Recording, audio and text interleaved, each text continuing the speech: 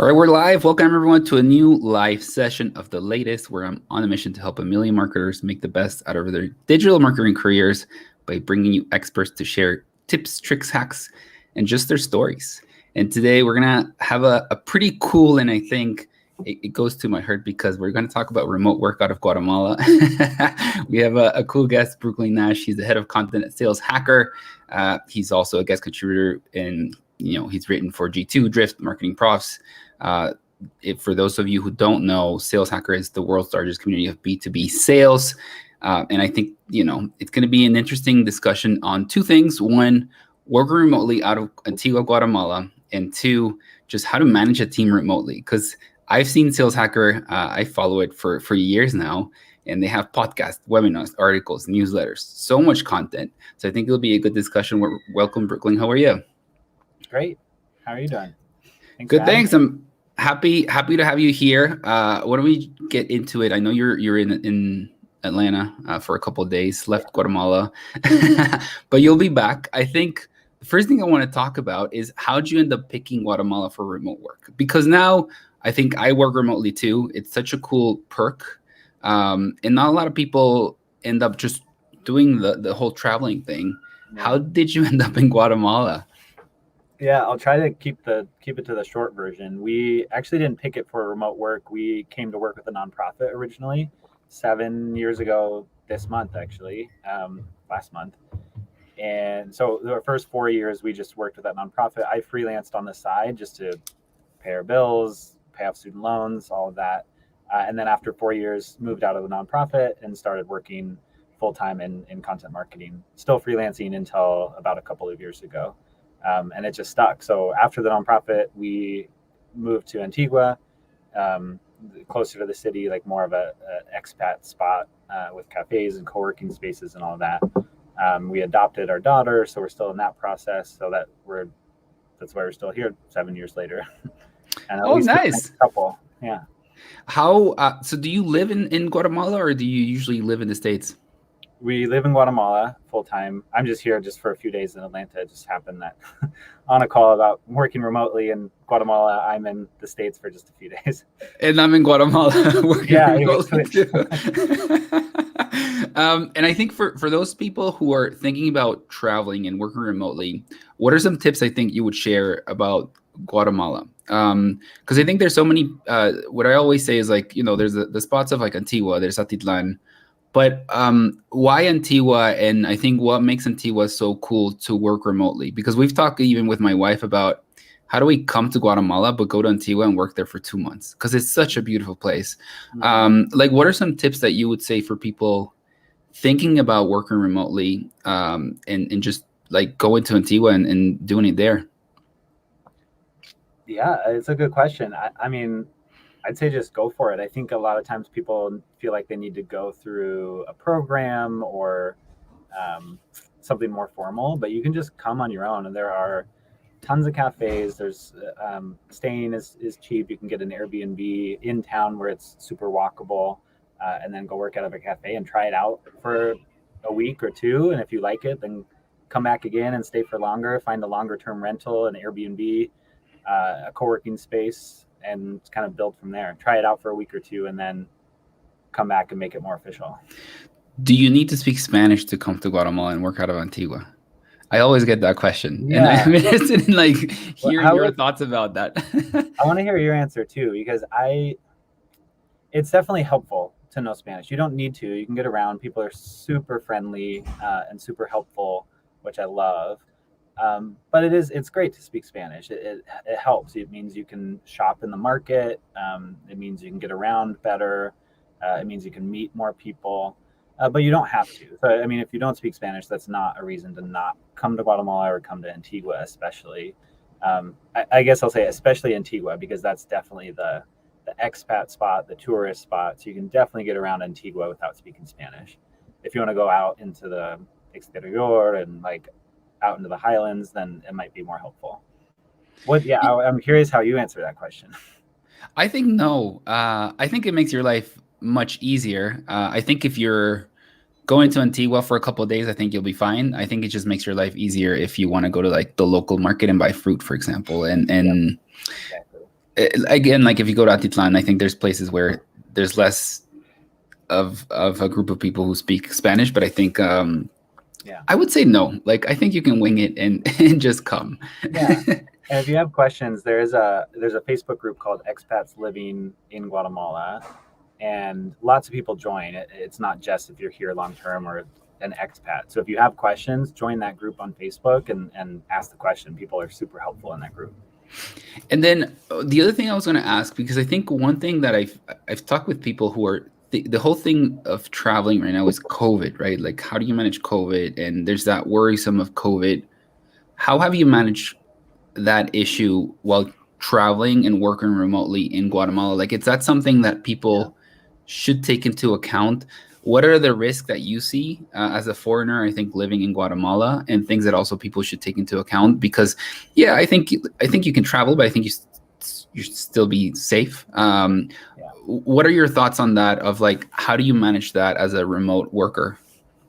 Yeah, I mean, to be honest, I have a more like, I guess I shouldn't say conservative because that has a different connotation, but I have a more conservative view on it. So we're still not really traveling that much. We've gone to the beach, but that's about it. Just because I don't know, we want to be safe and conservative about it. But the thing is, masks are still required in Guatemala. So everywhere in public, you wear masks. I came here to Atlanta, and it was weird to see people in public without masks because it's been almost 2 years of people wearing masks. So I was the weirdo wearing a mask here. Now I'm in a little call booth in the WeWork. Yeah, I don't know. I wouldn't say come to Guatemala to travel just yet, just because I don't know, things are still up in the air and kind of dicey and spiking. So you can travel to Guatemala, but I wouldn't plan on necessarily traveling around Guatemala, if that makes sense, just yet. Does that sound No, I think that makes sense. And I think for people who are actually here or thinking about just taking a couple of days off, like a week off and going to Antigua and working remotely, what are some, I guess, like tips that you would say to stay safe and like be proactive, I guess? Like what are some things that you think people should do if they are coming to Guatemala and thinking about working remotely here? Yeah, wear a mask.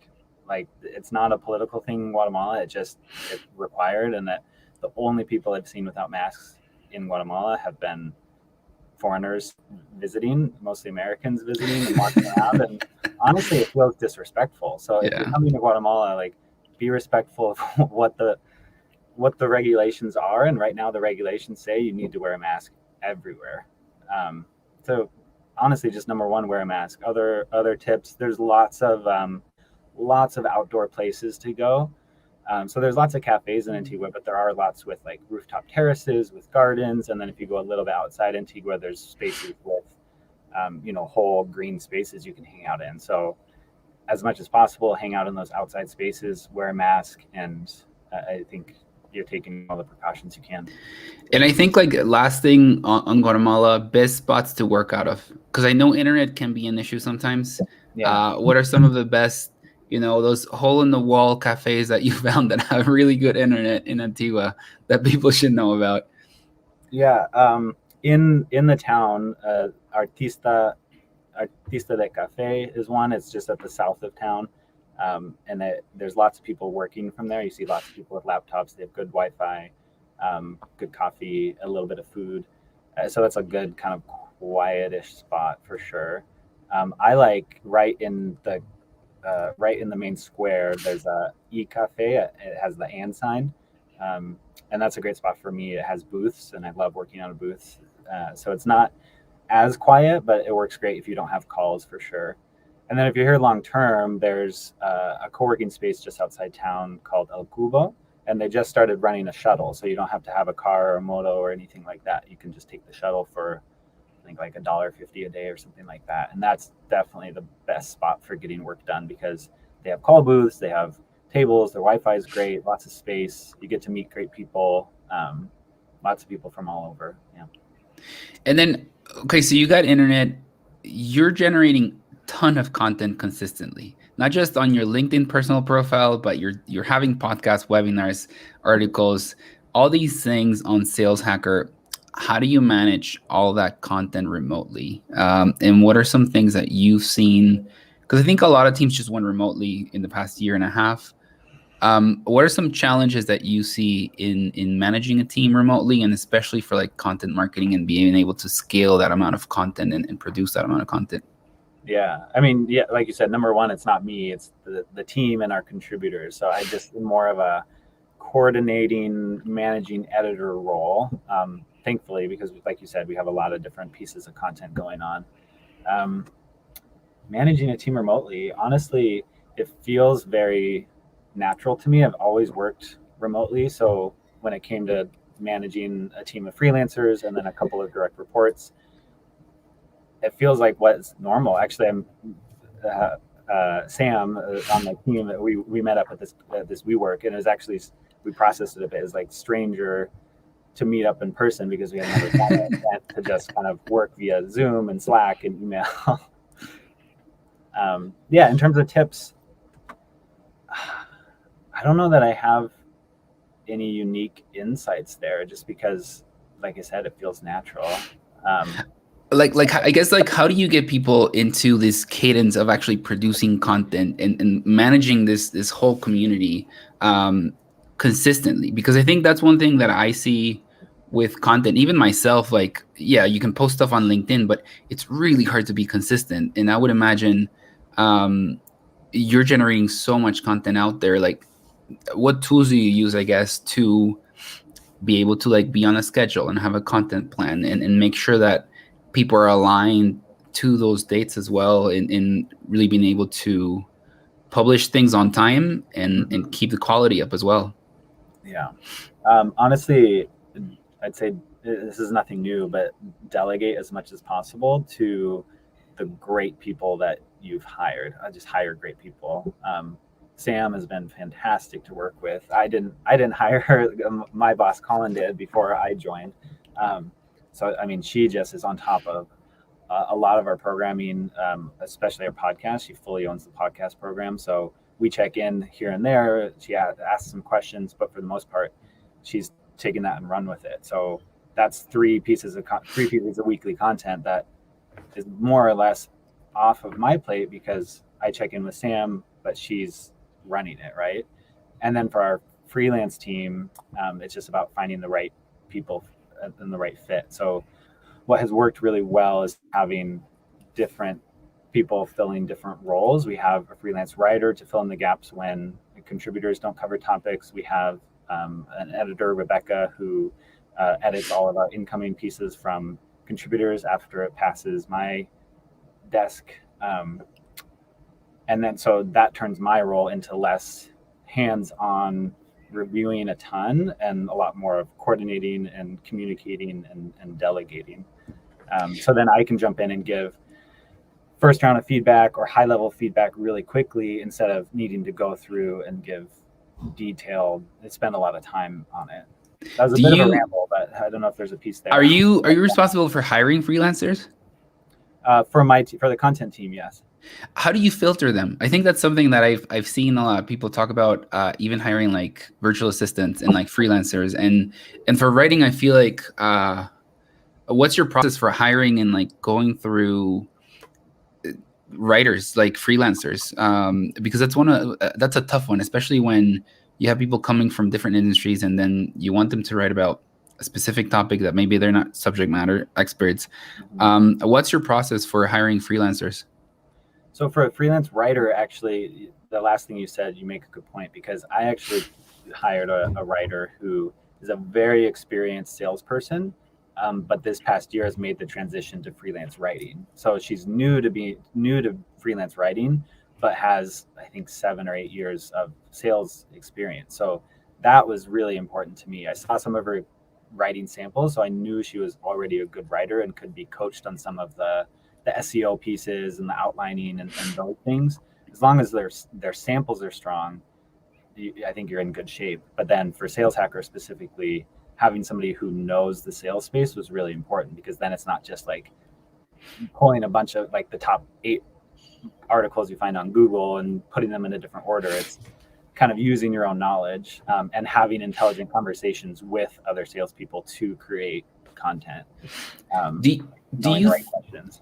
do you think that someone who doesn't come from sales can actually write good sales content, or do you end up having like that issue that you mentioned, right? Of because they don't come from sales, it becomes more of like, okay, I'm gonna research, these are the top 8 articles, and I kind of end up summarizing them instead of actually, maybe adding value is not the right word, but like being opinionated on the new content that you're pushing because you don't have experience in that space. Does that work? Yeah, it definitely can. I wasn't in the sales space until, talk about imposter syndrome. I wasn't in the sales space until less than 2 years ago. And even then, I'm still a marketer in the sales space. I've never been a salesperson. So to be head of content and sales hacker, it's just a lot of asking the right people the right question. So, for example, our freelance writer thankfully came from the sales background, but a lot of her content comes from talking to other salespeople, like connecting them with people at Outreach or people in our contributor community, and kind of expanding on their thoughts.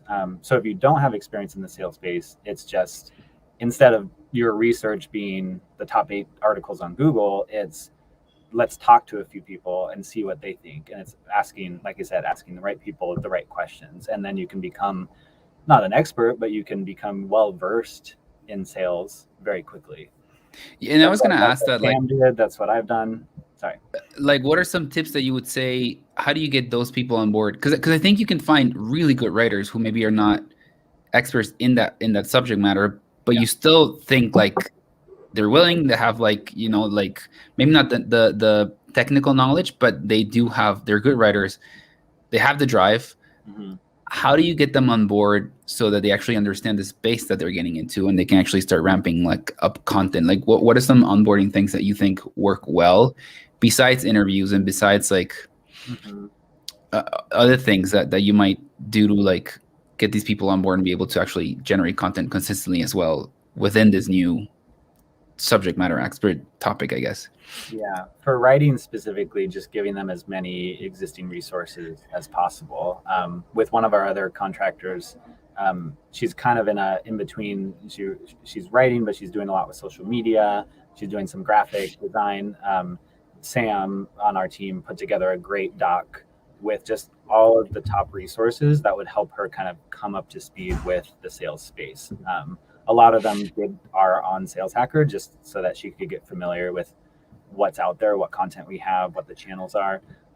Some I think aren't, just to kind of help with the education piece of learning more about sales.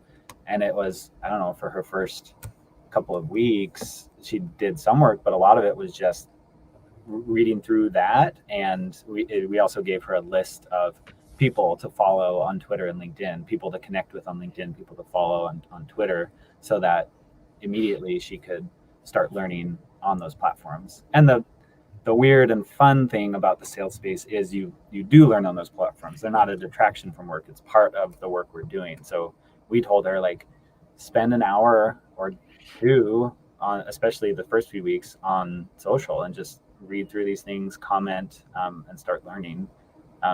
Sam joined Sales Hacker just about 2 years ago, and it's just like me. She didn't have experience in the sales space, but that's exactly what she did. And now she has these great conversations and runs these podcasts, and just very well versed in the space.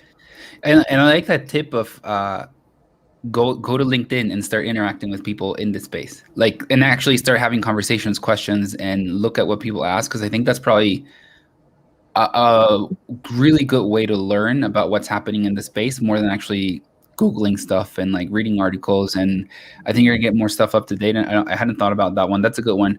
How do you keep people accountable? I think that's a big one when it comes to content. How do you keep people accountable in making sure things are delivered on time and they're on top of their stuff, with having so many people and so much content on in your plate? Yeah, I just check in a lot of quick Slack check-ins to see how something's coming along. Now we're in a good cadence with our writer and our editor, where we know what the dates are and haven't had really any issues with turnaround. So just checking in and setting not just clear dates, but kind of realistic dates. Just over time, you can come to learn how long something will take, not just the actual sitting down and doing it or writing it, but the connecting them with the right person, getting time on the calendar for them to talk to them, getting the outline turned around, approving that, getting the draft turned around, passing it to the actual bylined author that they're ghostwriting for, then getting it staged. Like even if the actual writing only takes 5 hours, like you should probably give a few weeks at least to bring that up. So set clear deadlines, but make them not generous, but realistic and something that will work for everybody. What from your experience, what's a realistic deadline for coming up with a new article? Like, is it 2 weeks, 3 weeks? Like, what's on average, like the timeline that you've seen? Like, it's realistic? Like, Yeah, because I think 1 week is not enough. From I what, don't like, think it's like Yeah. when people say like, no, I need this for next week, it's like, no, it's not gonna happen. Yeah. There's too many people involved in getting it right and getting it through. Yeah, 1 week. I mean, I'm a marketer, so I'll say it depends, but the caveat being 1 week will almost never work. Like it's going to be rushed, or you're going to miss something, or you're not going to get the right eyes on it, or it won't have the right promotional power behind it. Like you won't be able to distribute it effectively because, okay, great, you get it up in a week, but then how are you getting it out there? Like you need to communicate with the rest of the team to get it on social, or if you're looping it into the newsletter or an email blast or whatever it is. So a week's definitely not enough. To be honest, I get a little bit behind on getting briefs to our writer sometimes, but in general, I try to give her usually at least 3 weeks turnaround from when I give it.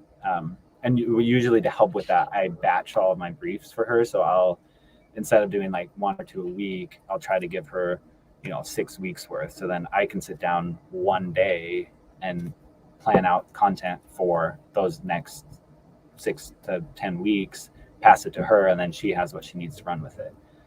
And then the flip side of that is I'll get behind on what that day is and getting them to her. But once then I have them to her, then she has the runway that she needs to be able to turn them around.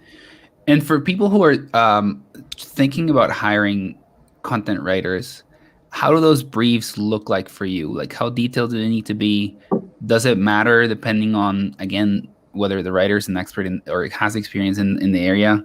Can you maybe talk a little bit about those briefs and like what info do you think is a must and which info is like a nice to have for a writer so that they can actually, if they're not experts in or have experience in the topic that they're writing about?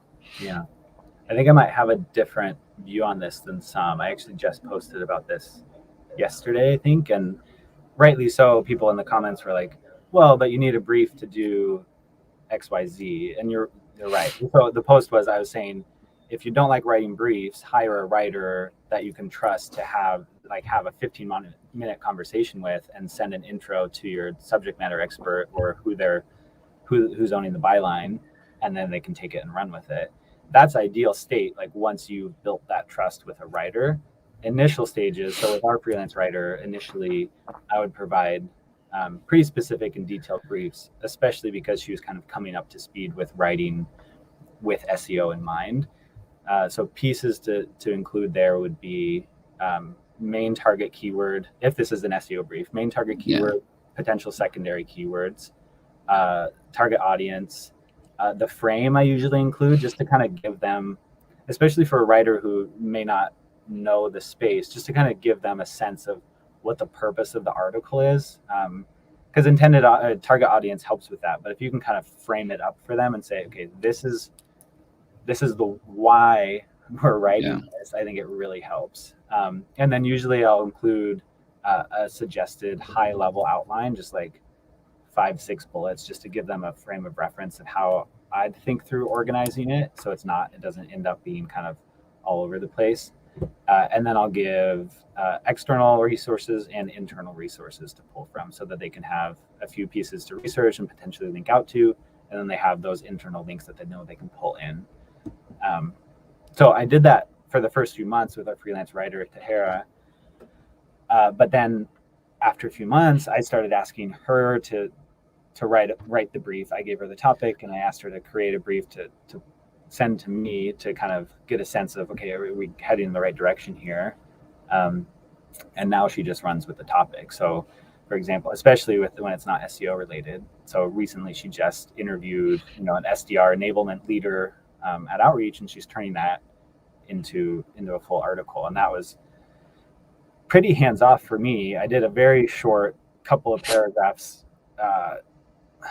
framing it up, but I wouldn't call it a brief by any stretch of the imagination. I introduced the two of them, and now they're off to the races. And I have the draft sitting for me waiting to review. I haven't gotten to it yet, but that's kind of ideal state for me. Yeah, it seems like from my experience as well, like it takes a couple of months to get people up to speed with like just the dynamics of how you like to work, and then like it's easier to just not be so detailed in terms of the brief. And the last thing I wanted to ask is, besides Slack, what's your tech stack to manage like your content and your team remotely? Mm-hmm. Yeah, Slack's number one. Obviously, Google Docs and Google Sheets. Even though we have projects in Asana, like the main editorial calendar and tracking still is in Sheets, so you can jump in and get a very quick view of where everything's at.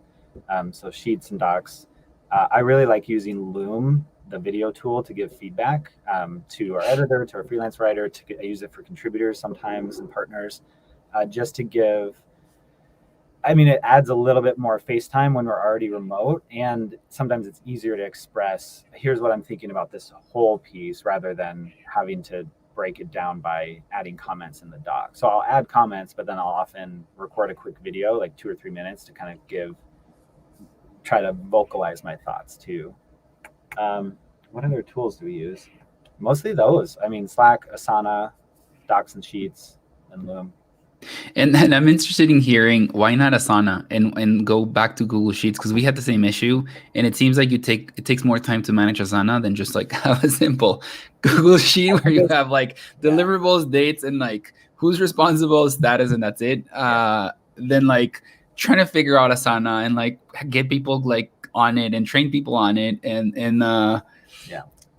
we've gone through Asana. We saw Airtable as well. I think there's other, like Trello is another one that I see people using a lot. I think you go back to Google Sheets. What's been your experience there? Yeah, I do really like Asana. I think it's just user error on my part. Like we still do, I should say we still run the projects in Asana. So we'll upload the attachments, we'll have the deadlines, we'll have the to-do lists all in Asana. And then we have I've set up a holistic calendar that tracks our podcasts, newsletter, webinars, articles, all that, just so we can get a big picture. But for the written articles specifically, it still is helpful for me to, I don't know, there's something about seeing it in Sheets. It just feels easier to quickly shift things around. And then once I have it right in Sheets, I'll go and update the dates or whatever in Asana, which is probably unnecessary. You're right. It's probably something that I'm creating more work for myself, but there's something about it that helps with the visibility, I guess. No, and I agree with you, and I think it's a good tip as well. And I think sometimes as well, if you want to give someone else a snapshot of like where things are, I don't know if Asana is the easiest way to do it. I think sometimes just opening like a Google Sheet doc and just seeing the whole thing is easier than like. Then you have to explain to people how to go into Asana and where to look at stuff, and like where do you look at the report. And there's so many different views in Asana now where like you have the calendar view, but you also have the list and you have the other like I think it's just harder for people to see that. And last thing, sorry. Go ahead. Yeah, even for the wider outreach marketing team, every week we have an integrated marketing call where we go through every single team, what they're doing, and we just have it in a sheet where there's like 17 different items, right, that we run through. So just giving the high level, I don't think Google Sheets can be beat. Yeah, no, I agree. And I think last thing, how can people get in touch with you, follow you? I know people should, I'll share your LinkedIn profile because I think people who are in content should follow you. But how can people get in touch with you and also just learn more about Sales Hacker and the community, and if people want to get involved? Yeah, LinkedIn, feel free to send a connection request. I'm not stingy about accepting connection requests. I accept pitches, everything. If you can email me directly too, that's great. It's brooklyn.nash@outreach.io, or brooklyn@saleshacker.com is probably easier. brooklyn@saleshacker.com. Happy to hear any way you'd like to be involved with the community. We pull in community members for articles, for webinar panels, for podcasts, lots of opportunities to get involved, as well with our discussions on the site. So reach out. Awesome. No, thanks for taking the time. I think we had a cool discussion for those of you looking to also just come to Guatemala. Yeah. A message Brooklyn. He probably has more tips in how to navigate things. I'm always looking to promote Guatemala and get people to come here. I know it's tough times with COVID, but I think it's still worth time making the trip. So thanks again for joining us today and giving us tips on just Guatemala and managing a content team remotely. Enjoy the rest of your traveling and hopefully safe travels back to Guatemala as well. Thanks, Diego. Let's meet up next week. Thanks for getting. See ya. Sounds good. See ya.